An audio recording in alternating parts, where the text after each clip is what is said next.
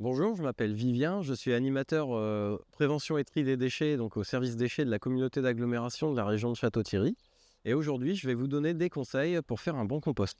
Il y a quelques règles de base. Vous pouvez y déposer les épluchures de fruits, de légumes, le marc de café, les sachets de thé, les coquilles d'œufs, les fleurs fanées. Ce sont des déchets qui vont être riches en humidité et à ces déchets-là, il faut apporter un peu de matière sèche.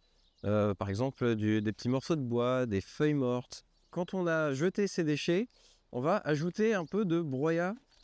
C'est une poignée de broyat. Voilà, le broyat, c'est de la matière sèche.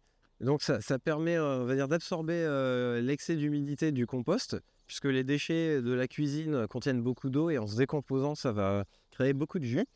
Ajouter une poignée de broyat, comme ça permet d'absorber l'humidité et aussi de structurer le compost. Ça veut dire que ça va laisser des petites poches d'air à l'intérieur du compost pour que les petits animaux et les bactéries puissent continuer à décomposer les déchets parce qu'elles ont besoin d'air et d'eau pour vivre.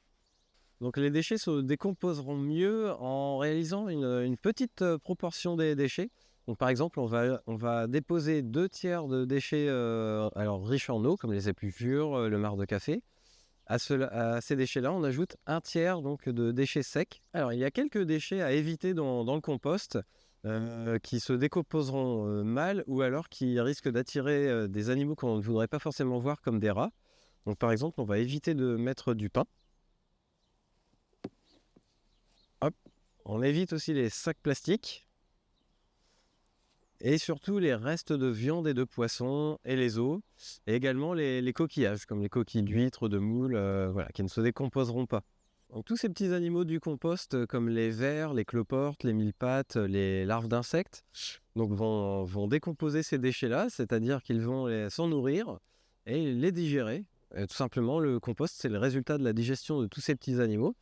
Ça va prendre quand même plusieurs mois, on va dire au minimum 6 mois, voilà, pour que ces déchets-là se transforment en bon compost qui devient un engrais naturel pour les plantes.